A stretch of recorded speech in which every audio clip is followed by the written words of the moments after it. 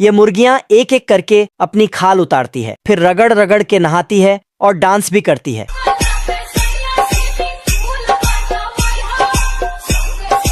बत्तख उनको नई खाल पहनाती है। रोटी खा लो। उसके बाद बत्तख उन सबको खाना देती है। ये देना। तो मुर्गियां उसे खाने लगते हैं। खाना होने के बाद बत्तख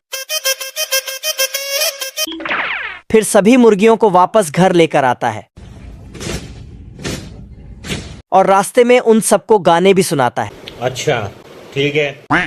मुर्गियां घर के अंदर आती है तो बत्तख उनके लिए गाना बजाती है। मुझे जाने दो। गाना के साथ फुल जोश में तबला भी बजाता है।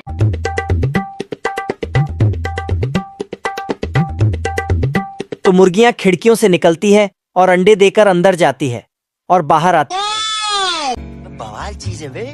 साला बत्तख जितना जल्दी जल्दी गाना बजाती है, मुर्गियां उतनी जल्दी जल्दी अंडे देती है। ये मुर्गियां तो बहुत ही टैलेंटेड है।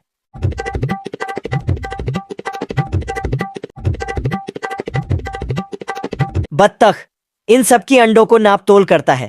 गजब। फिर बत्तख मुर्गियों को उनके घोंसले तक पहुंचाती है। चलो। उसके बाद बत्तख सभी अंडों को लेकर मार्केट में बेचने चली जाती है। एक गिर जाता है तो उसे पकड़ लेता है। बत्तख अंडों को बेचने के लिए अंदर जाता है तो इधर लोमड़ा घात लगाकर बैठा है। मौका पाते ही अपनी सारी औजार उठा के मुर्गियों के घर तरफ चल देता है। फिर अपना औजार निकालकर छेद करने लगता है।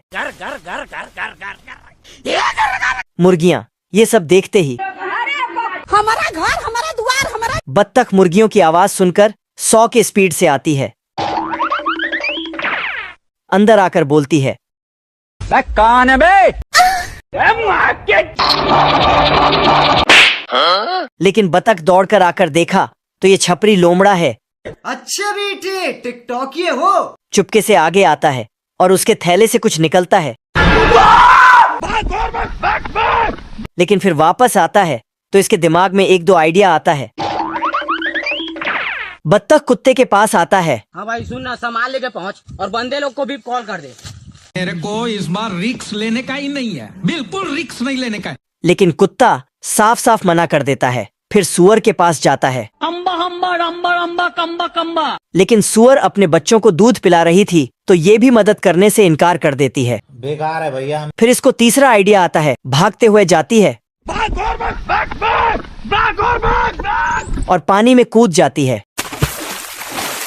पानी के अंदर आके मछली से बोलती है, टूट गया मैं तो अब। ये कैसे हो गया? लेकिन मछली पानी से बाहर आ ही नहीं सकती थी तो मदद कैसे करती। तो वह अकेली छापरी लोमड़ा से मुकाबला करने जाती है। इधर लोमड़ा सभी मुर्गियों को पकड़कर झोले में भर रहा था। तभी बत्तख पीछे से आकर उसकी पूंछ खींचने लगती है। अबे साले। लोमड़ा ने मुर्गियों को भर के झोला उठाया और 9-2-11 होने लगा। बत्तख गुस्से से उठता है और घोड़े से भी तेज भागने लगता है और पेड़ में सुरंग बनाकर निकल जाता है। इधर लोमड़ा मुर्गी का काम तमाम करना चाहता था, लेकिन मुर्गी कुल्हाड़ी को ही पकड़ लेती है। फिर मुर्गी भाग जाती है। बत्तख आती है और कुल्हाड़ी लेकर जाती है। इधर लोमड़ा मुर्गी के पीछे भाग रहा था। लोमड़ा मुर्गी को पकड़ लेता है। तभी बत्तख आती है तो फिर से मुर्गी फरार हो जाती है और लोमड़ा भी जान बचाकर भागने लगता है, लेकिन पेड़ पर जाकर टकराता है। बत्तख छापरी लोमड़ा के पीछे नहा धोकर पड़ जाती है। लोमड़ा जाकर पेड़ में चढ़ने लगता है, लेकिन बत्तख पेड़ को ही काटने लगती है, जिससे पेड़ छोटा हो जाता है और लोमड़ा ग्रेविटी को चकमा देकर भागे जा रहा था। तभी लोमड़ा को ख्याल आया। बत्तख लोमड़ा के ऊपर कुल्हाड़ी फेंक दिया तो कुल्हाड़ी लोमड़ा के पीछे भागने लगा।